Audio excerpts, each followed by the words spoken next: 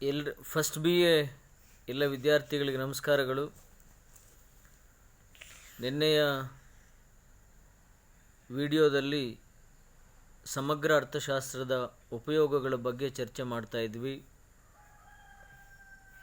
ನಿನ್ನೆ ಬಹುಶಃ 4 ವಿಷಯಗಳನ್ನು ನಾವು ಚರ್ಚೆ ಮಾಡಿದ್ದೇವೆ.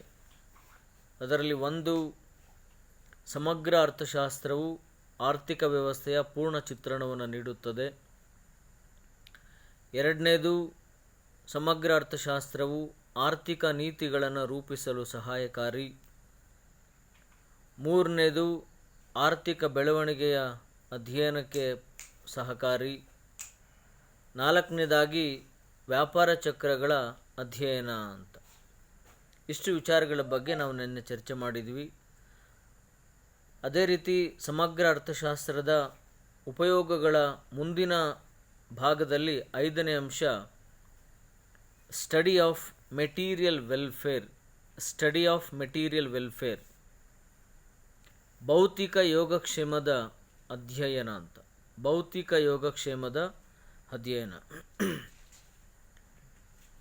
ಸಮಗ್ರ ಅರ್ಥಶಾಸ್ತ್ರವು ಒಂದು ದೇಶದ ಭೌತಿಕ ಯೋಗಕ್ಷೇಮದ ಅಧ್ಯಯನ ಮಾಡಲಿಕ್ಕೆ ಮತ್ತು ದೇಶದ ಜನರ ಭೌತಿಕ ಯೋಗಕ್ಷೇಮವನ್ನು ಅರ್ಥ ಮಾಡಿಕೊಳ್ಳಲಿಕ್ಕೆ ಸಹಾಯಕಾರಿಯಾಗ್ತದೆ.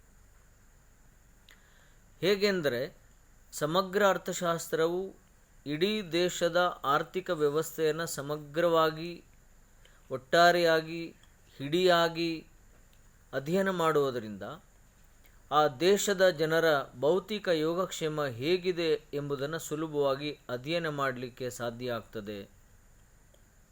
ಉದಾಹರಣೆಗೆ, ಜನರ ಜೀವನ ಮಟ್ಟ ಹೇಗಿದೆ, ಅವರ ಶೈಕ್ಷಣಿಕ ಮಟ್ಟ ಹೇಗಿದೆ, ಅವರ ಆರೋಗ್ಯ ಪರಿಸ್ಥಿತಿ ಹೇಗಿದೆ, ಮೂಲಭೂತ ಸೌಲಭ್ಯಗಳ ಲಭ್ಯತೆ ಹೇಗಿದೆ, ಪೌಷ್ಟಿಕ ಆಹಾರದ ಲಭ್ಯತೆ ಹೇಗಿದೆ, ಸಾರ್ವಜನಿಕ ವಿತರಣಾ ವ್ಯವಸ್ಥೆ ಹೇಗಿದೆ, ರಾಷ್ಟ್ರೀಯ ಆದಾಯ, ತಲಾದಾಯ ಮತ್ತು ಸಾರಿಗೆ ಸಂಪರ್ಕ ವ್ಯವಸ್ಥೆ, ಹೀಗೆ ಒಟ್ಟಾರೆಯಾಗಿ ಸಮಗ್ರ ವಿಷಯಗಳನ್ನು ಅಧ್ಯಯನ ಮಾಡಿದಾಗ ಆ ದೇಶದ ಜನರ ಭೌತಿಕ ಯೋಗಕ್ಷೇಮ ಹೇಗಿದೆ ಎಂಬುದನ್ನು ಅತ್ಯಂತ ಸರಳವಾಗಿ ಅರ್ಥ ಮಾಡಿಕೊಳ್ಳಿಕ್ಕೆ ಸಾಧ್ಯ ಆಗ್ತದೆ.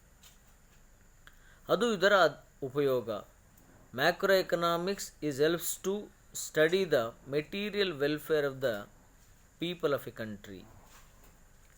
Macro economics helps to study the material welfare of the people of the country, because macroeconomics studies economic activities aggregately. When macroeconomics study all economic activities aggregately, it helps to measure the material welfare of the people. Say for example, the level of education, standard of living, per capita income, national income, availability of medical facility, availability of basic facility, availability of infrastructure facility, and what we call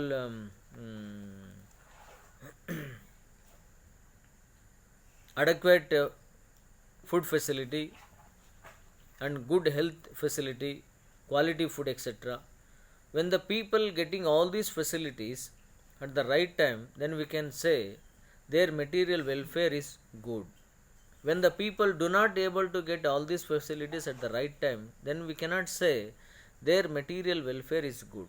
So here macroeconomics helps to analyze and study the material welfare of the people of the economy. This is one important uses or the advantage of macroeconomics. And 6ನೇ ಅಂಶ, study of economic problems. ಆರ್ಥಿಕ ಸಮಸ್ಯೆಗಳ ಅಧ್ಯಯನ ಮಾಡುವುದು ಇದರ ಇನ್ನೊಂದು ಅನುಕೂಲ. ಅತ್ಯಂತ ಸರಳವಾಗಿ ಇದರ ಬಗ್ಗೆ ವಿಷಯವನ್ನು ನಾವು ವಿಶ್ಲೇಷಣೆ ಮಾಡ್ಬೋದು. ಸಮಗ್ರ ಅರ್ಥಶಾಸ್ತ್ರವು ಇಡೀ ದೇಶದ ಆರ್ಥಿಕ ವ್ಯವಸ್ಥೆಯನ್ನು ಸಮಗ್ರವಾಗಿ ಅಧ್ಯಯನ ಮಾಡಿದಾಗ ಆ ದೇಶದಲ್ಲಿರುವ ಆರ್ಥಿಕ ಸಮಸ್ಯೆಗಳನ್ನು ಸುಲಭವಾಗಿ ಅರ್ಥ ಮಾಡ್ಕೊಳ್ಳಿಕ್ಕೆ ಸಾಧ್ಯ ಆಗ್ತದೆ. ಉದಾಹರಣೆಗೆ, ಬಡತನ ಆಗಿರ್ಬೋದು, ನಿರುದ್ಯೋಗ ಆಗಿರ್ಬೋದು, ಅಥವಾ ಪೌಷ್ಟಿಕ ಆಹಾರದ ಸಮಸ್ಯೆ ಆಗಿರ್ಬೋದು, ಅಥವಾ ಆರೋಗ್ಯ ಸೌಲಭ್ಯಗಳ ಲಭ್ಯತೆ ಆಗಿರ್ಬೋದು, ಅಥವಾ ಪ್ರಾದೇಶಿಕ ಅಸಮತೋಲನ ಆಗಿರ್ಬೋದು, ಅಥವಾ ಇನ್ನಿತರ ಆರ್ಥಿಕ ಸಮಸ್ಯೆಗಳೇನಿರ್ತವೆ ಆ ಸಮಸ್ಯೆಗಳನ್ನು ಸುಲಭವಾಗಿ ಅರ್ಥ ಮಾಡ್ಕೊಳ್ಳಿಕ್ಕೆ ಸಾಧ್ಯ ಆಗ್ತದೆ. ತಮ್ಮೆಲ್ಲರಿಗೂ ಗೊತ್ತಿರೋ ಹಾಗೆ ಭಾರತದಲ್ಲಿ ಎಲ್ಲ ಸಮಸ್ಯೆಗಳು ಜೀವಂತವಾಗಿವೆ. ಆರ್ಥಿಕ ಮತ್ತು ಸಾಮಾಜಿಕ ಸಮಸ್ಯೆಗಳು ಭಾರತದಲ್ಲಿ ಜೀವಂತವಾಗಿವೆ.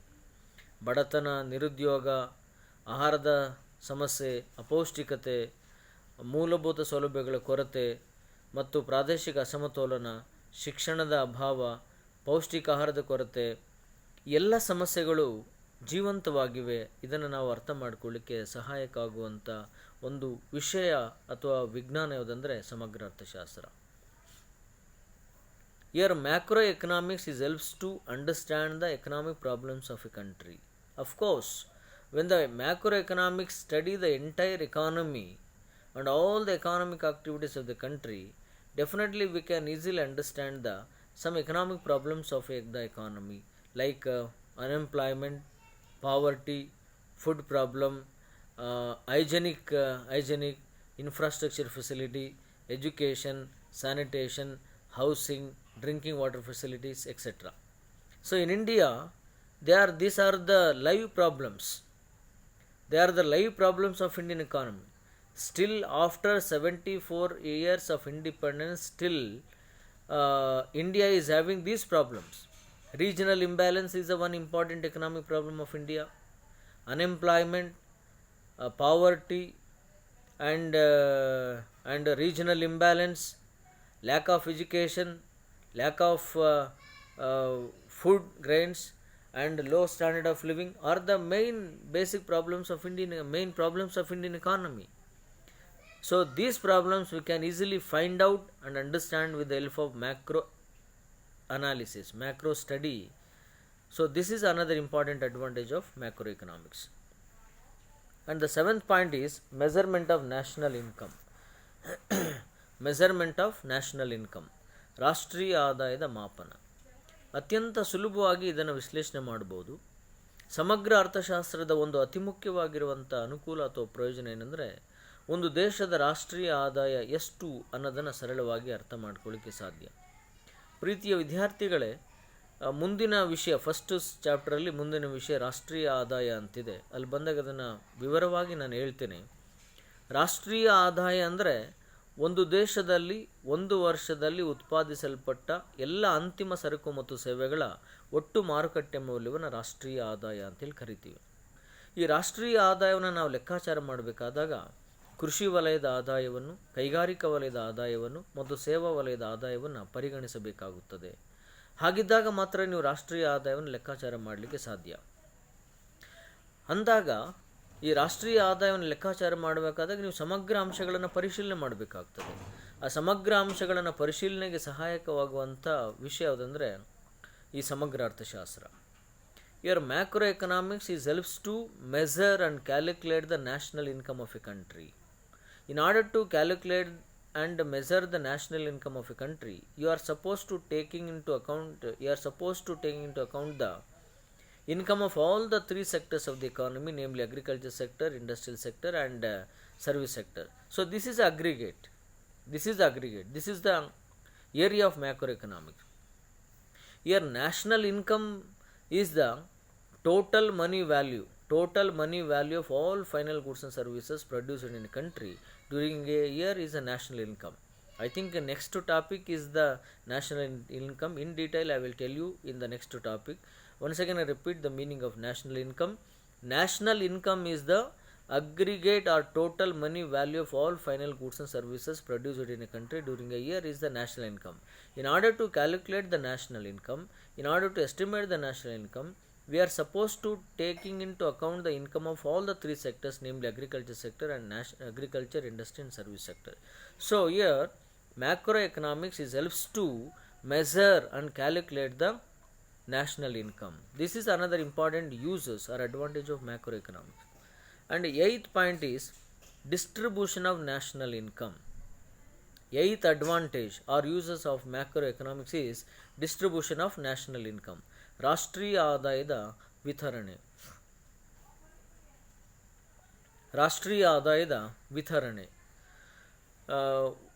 ಅಂದರೆ ಒಂದು ದೇಶದ, ಈಗಾಗಲೇ ನಾವು ರಾಷ್ಟ್ರೀಯ ಆದಾಯ ಅಂದರೆ ಏನು ಅನ್ನೋದನ್ನು ಚರ್ಚೆ ಮಾಡಿದ್ದೀವಿ. ಒಂದು ದೇಶದ ರಾಷ್ಟ್ರೀಯ ಆದಾಯ ಹೇಗೆ 4 ಉತ್ಪಾದನಾಂಗಗಳ ನಡುವೆ, ಅಂದರೆ ಭೂಮಿ, ಶ್ರಮ, ಬಂಡವಾಳ, ಸಂಘಟನೆ ಇವುಗಳ ನಡುವೆ ಗೇಣಿಯ ರೂಪದಲ್ಲಿ, ಕೂಲಿಯ ರೂಪದಲ್ಲಿ, ಬಡ್ಡಿಯ ರೂಪದಲ್ಲಿ ಮತ್ತು ಲಾಭದ ರೂಪದಲ್ಲಿ ಹಂಚಿಕೆಯಾಗುತ್ತದೆ. ಅದು ಹೇಗೆ ಹಂಚಿಕೆ ಮಾಡಲಿಕ್ಕೆ ಹೇಗೆ ಹಂಚಿಕೆ ಮಾಡಬೇಕು, ಇವೆಲ್ಲ ವಿಚಾರಗಳು ನಮಗೆ ಸಮಗ್ರ ಅರ್ಥಶಾಸ್ತ್ರದಿಂದ ಸಾಧ್ಯವಾಗುತ್ತದೆ ಅಂತ. ಅಂದರೆ ಒಂದು ದೇಶದ ರಾಷ್ಟ್ರೀಯ ಆದಾಯವನ್ನು ಗೇಣಿಯ ರೂಪದಲ್ಲಿ, ಕೂಲಿಯ ರೂಪದಲ್ಲಿ, ಬಡ್ಡಿಯ ರೂಪದಲ್ಲಿ ಮತ್ತು ಲಾಭದ ರೂಪದಲ್ಲಿ 4 ಉತ್ಪಾದನಾಂಗಗಳಿಗೆ ಹೇಗೆ ಹಂಚಿಕೆ ಮಾಡಬೇಕು, ಹೇಗೆ ಹಂಚಿಕೆಯಾಗಿದೆ ಅನ್ನೋದನ್ನು ನಾವು ಸರಳವಾಗಿ ಅರ್ಥ ಮಾಡ್ಕೊಳ್ಳಿಕ್ಕೆ ಸಾಧ್ಯ ಆಗ್ತದೆ ಅಂತ. So distribution of national income is another important use of macro economics. Here macro economics is helps to distribute or allocate the national income among the 4 factors of production in terms of rent, wage, interest and profit. Rent to the land, wage to the labor, interest to the capital and profit to the organization. Here macroeconomics helps to distribution the national income among the 4 factors of production, and also macroeconomics helps to how to distribute the national income among the 4 factors of production according to their sacrification. So these are the advantages, or these are the uses of, or these are the importance of macroeconomics. ಇದಿಷ್ಟು ಸಮಗ್ರ ಅರ್ಥಶಾಸ್ತ್ರದ ಪ್ರಾಮುಖ್ಯತೆ, ಸಮಗ್ರ ಅರ್ಥಶಾಸ್ತ್ರದ ಉಪಯೋಗಗಳ ಬಗ್ಗೆ ಇರುವಂಥ ಮಾಹಿತಿ. ಇದ್ರ ಬಗ್ಗೆ ಏನೇ ಸಂಶಯಗಳಿದ್ದರೆ ನೀವು ಮುಂದಿನ ಸಂದರ್ಭದಲ್ಲಿ ಪ್ರಶ್ನೆ ಕೇಳ್ಬೋದು. ಈ ಸಮಗ್ರ ಅರ್ಥಶಾಸ್ತ್ರದ ಕೊನೆಯ ಭಾಗ ಯಾವುದಂದರೆ ಸಮಗ್ರ ಅರ್ಥಶಾಸ್ತ್ರದ ಮಿತಿಗಳು ಅಥವಾ ಸಮಗ್ರ ಅರ್ಥಶಾಸ್ತ್ರದ ದೋಷಗಳು. Limitations of macro economics R demerits of macro economics. ಈಗಾಗಲೇ ನಾವು ಸಮಗ್ರ ಅರ್ಥಶಾಸ್ತ್ರ ಅಂದರೇನು, ಸಮಗ್ರ ಅರ್ಥಶಾಸ್ತ್ರದ ವ್ಯಾಪ್ತಿ, ಸಮಗ್ರ ಅರ್ಥಶಾಸ್ತ್ರದ ಉಪಯೋಗಗಳು ಅಥವಾ ಅನುಕೂಲಗಳ ಬಗ್ಗೆ ಚರ್ಚೆ ಮಾಡಿದ್ದೀವಿ. ಈಗ ಸಮಗ್ರ ಅರ್ಥಶಾಸ್ತ್ರದ ಕೊನೆಯ ಭಾಗ ಯಾವುದಂದರೆ ಸಮಗ್ರ ಅರ್ಥಶಾಸ್ತ್ರದ ದೋಷಗಳು ಅಥವಾ ಸಮಗ್ರ ಅರ್ಥಶಾಸ್ತ್ರದ ಮಿತಿಗಳು ಅಂತ. ಸಮಗ್ರ ಅರ್ಥಶಾಸ್ತ್ರ ಎಂದರೆ ಸಮಗ್ರ ಅರ್ಥಶಾಸ್ತ್ರವು ಒಂದು ದೇಶದ ಆರ್ಥಿಕ ಚಟುವಟಿಕೆಗಳನ್ನು ಸಮಗ್ರವಾಗಿ, ಇಡಿಯಾಗಿ, ರಾಶಿಯಾಗಿ, ಒಟ್ಟಾರೆಯಾಗಿ ಅಧ್ಯಯನ ಮಾಡುತ್ತದೆ ಅಂತ ನಾವು ಅರ್ಥ ಮಾಡ್ಕೊಂಡಿದ್ದೀವಿ.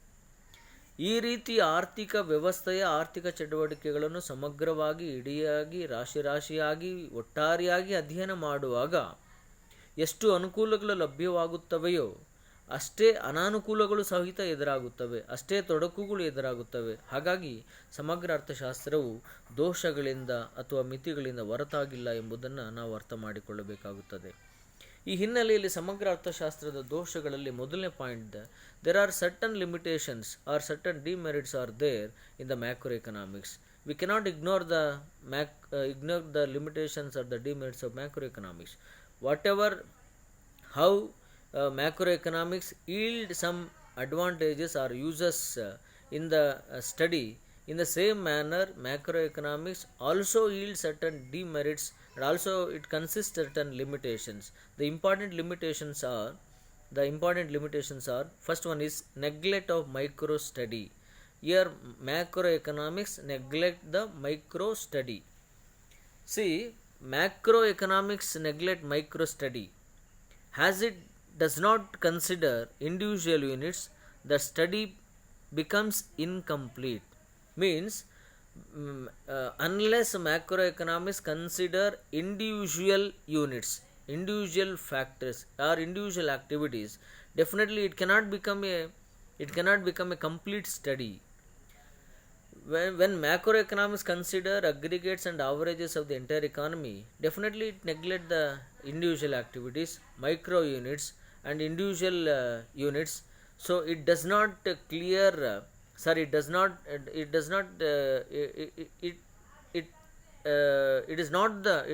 it is a totally incomplete. It cannot give perfect information. So it neglect micro study. Unless you consider each and every activities individually, you may not be able to get the perfect information from the study. This is the first demerit of the macroeconomics. ಅಂದರೆ ಸಮಗ್ರ ಅರ್ಥಶಾಸ್ತ್ರವು ಸೂಕ್ಷ್ಮ ಅಧ್ಯಯನವನ್ನು ನಿರ್ಲಕ್ಷಿಸುತ್ತದೆ ಅಂತ. ನಾವೀಗಾಗಲೇ ಹೇಳಿರೋ ಹಾಗೆ ಸಮಗ್ರ ಅರ್ಥಶಾಸ್ತ್ರವು ಆರ್ಥಿಕ ವ್ಯವಸ್ಥೆಯನ್ನು ಒಟ್ಟಾರೆಯಾಗಿ ರಾಶಿಯಾಗಿ ಅಧ್ಯಯನ ಮಾಡಿದಾಗ ಅದು ವೈಯಕ್ತಿಕ ಅಂಶಗಳನ್ನು ನಿರ್ಲಕ್ಷಿಸುತ್ತದೆ ಅಥವಾ ಪರಿಗಣಿಸುವುದಿಲ್ಲ ಅಂತ. ಸೊ ಇಲ್ಲಿ ವೈಯಕ್ತಿಕ ಅಂಶಗಳನ್ನು ಪರಿಗಣಿಸದಿದ್ದರೆ ಅಥವಾ ಸೂಕ್ಷ್ಮ ಅಂಶಗಳನ್ನು ಪರಿಗಣಿಸದಿದ್ದರೆ ಆ ಅಧ್ಯಯನವು ಪರಿಪೂರ್ಣವಾಗುವುದಿಲ್ಲ ಎಂಬುದನ್ನು ನಾವಿಲ್ಲಿ ಅರ್ಥ ಮಾಡಿಕೊಳ್ಬೇಕಾಗ್ತದೆ ಅಂತ. ಉದಾಹರಣೆಗೆ ಒಂದು ಇಡೀ ಅರಣ್ಯವನ್ನೇ ಅಧ್ಯಯನ ಮಾಡಿದಾಗ ಅದು ಪರಿಪೂರ್ಣವಾದಂಥ ಅಧ್ಯಯನವಾಗುವುದಿಲ್ಲ. ಅರಣ್ಯದಲ್ಲಿರುವ ಎಲ್ಲ ಮರಗಳನ್ನು ಕೂಲಂಕುಷವಾಗಿ ಪ್ರತ್ಯೇಕವಾಗಿ ಬಿಡಿಯಾಗಿ ಅಧ್ಯಯನ ಮಾಡಿದಾಗ ಮಾತ್ರ ಆ ಅರಣ್ಯದ ಒಂದು ಸ್ವರೂಪ ಚಿತ್ರಣ ಲಭ್ಯ. ಉದಾಹರಣೆಗೆ ಇನ್ನೊಂದು ಉದಾಹರಣೆ ಹೇಳೋದಾದರೆ, ಒಂದು ತರಗತಿಯ ಎಲ್ಲ ವಿದ್ಯಾರ್ಥಿಗಳನ್ನು ಒಟ್ಟಾರೆಯಾಗಿ ರಾಶಿಯಾಗಿ ಅಧ್ಯಯನ ಮಾಡಿದ್ರೆ ಬಹುಶಃ ಸರಿಯಾದ ಉತ್ತರ ನಮಗೆ ಸಿಗೋದಿಲ್ಲ. ಸರಿಯಾದ ಉತ್ತರವನ್ನು ನಾವು ಪಡ್ಕೊಳ್ಬೇಕಂದ್ರೆ ಪ್ರತಿಯೊಬ್ಬ ವಿದ್ಯಾರ್ಥಿಯಿಂದ ನಾವು ಅಂಕಿಅಂಶಗಳನ್ನು ಅಥವಾ ಮಾಹಿತಿಗಳನ್ನು ಅಥವಾ ವಿವರಣೆಯನ್ನು ಪಡಿಬೇಕಾಗ್ತದೆ. ಆಗ ಮಾತ್ರ ಆ ವಿವರಣೆ ಸ್ಪಷ್ಟವಾದಂಥ ವಿವರಣೆ ಆಗಿರ್ತದೆ ಅಂತ. ಇದು ಒಂದು ಅಂಶ. ಎರಡನೇ ಅಂಶ, ನೋ ಕ್ಲಿಯರ್ ಪಿಕ್ಚರ್, ಪೂರ್ಣ ಚಿತ್ರಣವಿರುವುದಿಲ್ಲ, ಲಭ್ಯವಾಗುವುದಿಲ್ಲ ಅಂತ. ಪೂರ್ಣ ಚಿತ್ರಣ ಲಭ್ಯವಾಗುವುದಿಲ್ಲ. ಈಗಾಗಲೇ ನಾವು ಹೇಳಿರುವ ಹಾಗೆ ಸಮಗ್ರ ಅರ್ಥಶಾಸ್ತ್ರದಿಂದ ಸರಿಯಾದ ಚಿತ್ರಣ ಲಭ್ಯವಾಗುವುದಿಲ್ಲ ಅಂತ. ಏಕೆಂದರೆ ಇದು ಸಮಗ್ರ ಅರ್ಥಶಾಸ್ತ್ರವು ಆರ್ಥಿಕ ವ್ಯವಸ್ಥೆಯನ್ನು ರಾಶಿಯಾಗಿ ಒಟ್ಟಾರೆಯಾಗಿ ಇಡಿಯಾಗಿ ಅಧ್ಯಯನ ಮಾಡಿದಾಗ ಅದರಿಂದ ಒಂದು ಸ್ಪಷ್ಟವಾದಂಥ ಚಿತ್ರಣ ಲಭ್ಯವಾಗುತ್ತದೆ ಅನ್ನೋದಕ್ಕೆ ಯಾವುದೇ ಸಾಕ್ಷ್ಯಾಧಾರಗಳಿಲ್ಲ. Many times macro economics does not give the clear or real or perfect picture about the working of the economy. Unless we consider individual activities, definitely you cannot get the clear picture of the economic system. So, this is another demerit of the macroeconomics. ಅಂದರೆ ಸಮಗ್ರ ಅರ್ಥಶಾಸ್ತ್ರವು ಸರಿಯಾದ ಚಿತ್ರಣವನ್ನು ನೀಡುವುದಿಲ್ಲ ಅಂತ. ಈಗ ನೀವು ಯಾವುದೇ ಅಧ್ಯಯನವನ್ನು ನೀವು ಪರಿಗಣಿಸ್ಬೋದು. ರಾಷ್ಟ್ರೀಯ ಆದಾಯ ಆಗಿರ್ಬೋದು, ಜನಗಣತಿ ಆಗಿರ್ಬೋದು, ಸಾಮಾಜಿಕ ಆರ್ಥಿಕ ಸಮೀಕ್ಷೆ ಆಗಿರ್ಬೋದು, ಅಥವಾ ಇನ್ನಿತರ ಅಧ್ಯಯನಗಳನ್ನು ನೀವು ಗಮನಿಸಿದಾಗ, ಅಥವಾ ಈ ಬರ ಪರಿಹಾರದ ಅಧ್ಯಯನಗಳಾಗಿರ್ಬೋದು, ಪ್ರವಾಹ ಪೀಡಿತ ಪ್ರದೇಶಗಳಲ್ಲಿ ಅಧ್ಯಯನ ಆಗಿರ್ಬೋದು, ಅವೆಲ್ಲವೂ ಕೆಲವೊಂದು ಸಂದರ್ಭದಲ್ಲಿ ಪರಿಣಾಮಕಾರಿಯಾದಂಥ ಅಧ್ಯಯನ ಆಗಿರೋದಿಲ್ಲ. ಯಾಕೆಂದರೆ ಒಂದೊಂದು ಪ್ರದೇಶವನ್ನು ಒಂದೊಂದು ಸ್ಥಳವನ್ನು ಅಲ್ಲಿ ಅಧ್ಯಯನ ಮಾಡಲಿಕ್ಕೆ ಸಾಧ್ಯ ಆಗಿಲ್ಲ ಅಂದಾಗ ಅದು ಸ್ಪಷ್ಟವಾದಂಥ ಚಿತ್ರಣವನ್ನು ನೀಡಲಿಕ್ಕೆ ಸಾಧ್ಯ ಇಲ್ಲ ಅನ್ನೋದನ್ನು ನಾವು ಅರ್ಥ ಮಾಡ್ಕೊಳ್ಬೇಕಾಗ್ತದೆ. ಮೂರನೇದಾಗಿ ತಪ್ಪು ತೀರ್ಮಾನ ತೆಗೆದುಕೊಳ್ಳಲು ಇದು ಕಾರಣ ಆಗ್ತದೆ ಅಂತ. ರಾಂಗ್ ಕನ್ಕ್ಲೂಷನ್ ಅಂತ.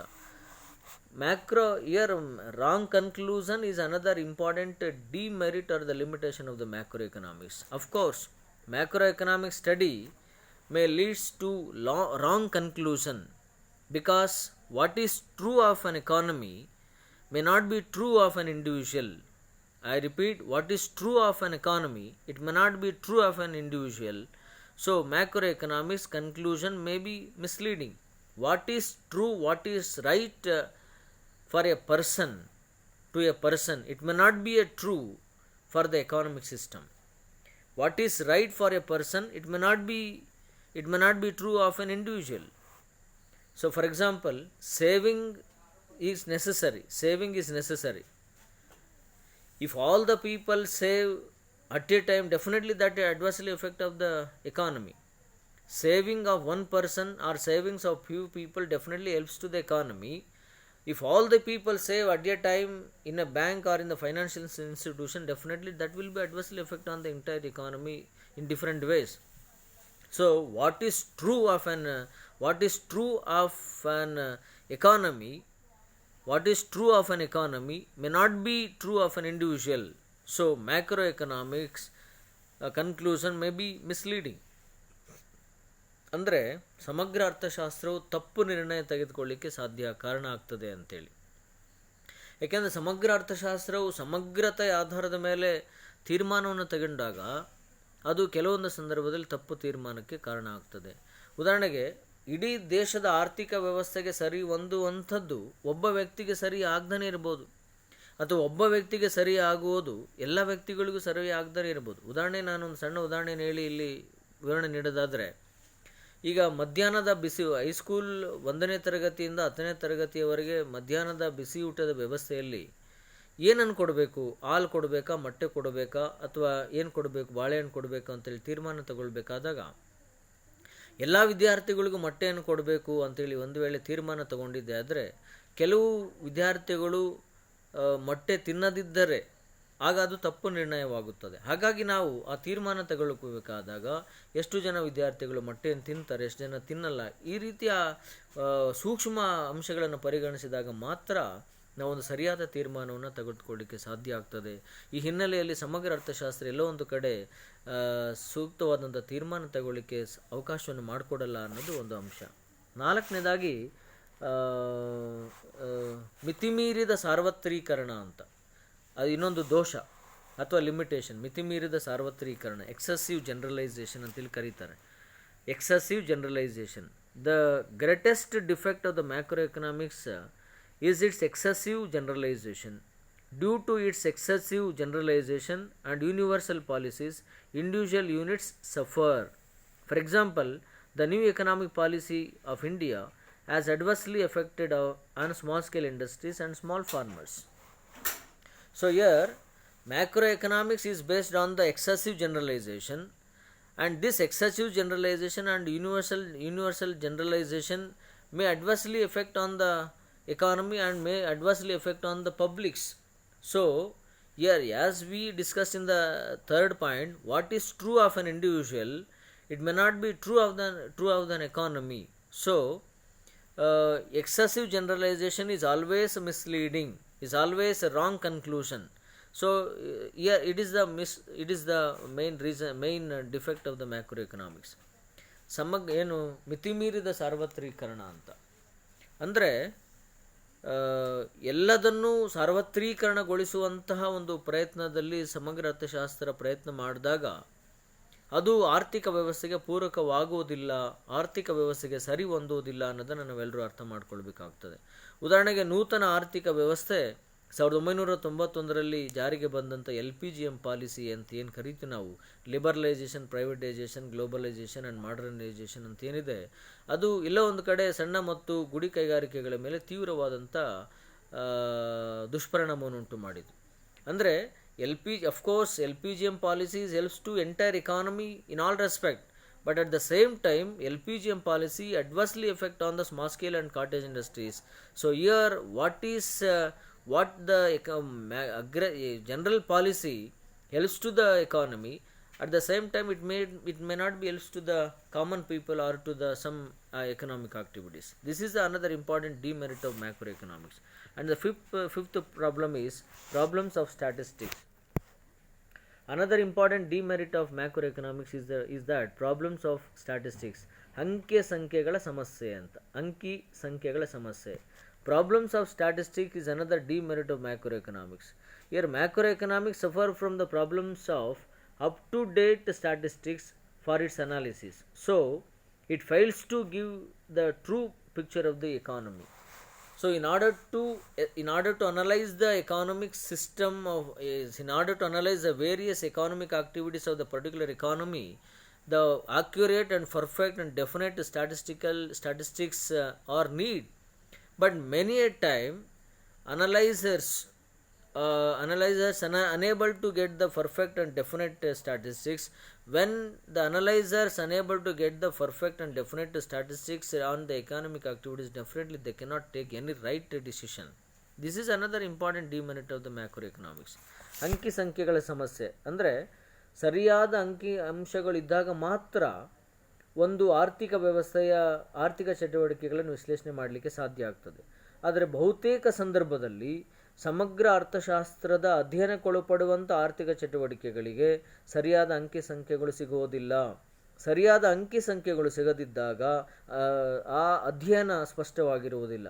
ಉದಾಹರಣೆಗೆ ಬಡತನ ಆಗಿರ್ಬೋದು, ನಿರುದ್ಯೋಗಕ್ಕೆ ಸಂಬಂಧಪಟ್ಟಂತೆ ಆಗಿರ್ಬೋದು, ಅಥವಾ ಪೌಷ್ಟಿಕತೆ ಆಗಿರ್ಬೋದು, ತಲಾದಾಯ ಆಗಿರ್ಬೋದು, ರಾಷ್ಟ್ರೀಯ ಆದಾಯ ಆಗಿರ್ಬೋದು, ನಿರುದ್ಯೋಗದ ವಿಧಗಳಾಗಿರ್ಬೋದು, ಅಥವಾ ರಾಷ್ಟ್ರೀಯ ಆದಾಯದ ಹಂಚಿಕೆ ಆಗಿರ್ಬೋದು. ನೋಡಿ, ಭಾರತವನ್ನು ನಾವು ಈಗ ಭಾಳ ವೇಗವಾಗಿ ಮುಂದುವರಿಯುತ್ತಿರೋ ರಾಷ್ಟ್ರ ಅಂತ ಹೇಳ್ತೀವಿ. ಆದರೆ ಒಂದು ಅಂಕಿ ಅಂಶವನ್ನು ನೀವು ಪರಿಶೀಲನೆ ಮಾಡಿದರೆ ಗೊತ್ತಾಗ್ತದೆ, ಭಾರತದ 71% ಆದಾಯ ಕೇವಲ 1% ಜನರ ಕೈಯಲ್ಲಿದೆ ಅಂತೇಳಿ ಒಂದು ವರದಿ ತಿಳಿಸ್ತದೆ. ಈ ಅಂಶವನ್ನು ನಾವು ಗಮನಿಸಿದಾಗ ಭಾರತದಲ್ಲಿ ಆದಾಯ ಎಷ್ಟು ಮಟ್ಟಿಗೆ ಅಸಮಾನವಾಗಿ ಹಂಚಿಕೆ ಆಗಿದೆ ಅನ್ನೋದನ್ನು ನಾವು ತಿಳ್ಕೊಳ್ಳಿಕ್ಕೆ ಸಾಧ್ಯ ಆಗ್ತದೆ. ಅಂದರೆ the 71% of income and wealth of India is in the hands of the only 1% of people. So this statement is opinioned on the basis of the statistical data. When statistical data are true or right, then it may be a correct statement. Unless the analyzer get the perfect data, they cannot say true information to the economy or to the people. So these are the certain demerits of the economy. In spite of these limitations, in spite of these demerits, macroeconomics has its own weightage, has its own importance. After 1936, means after the publication of James Keynes' theory, still today macroeconomics has its own weightage, has its own place in the economic theory.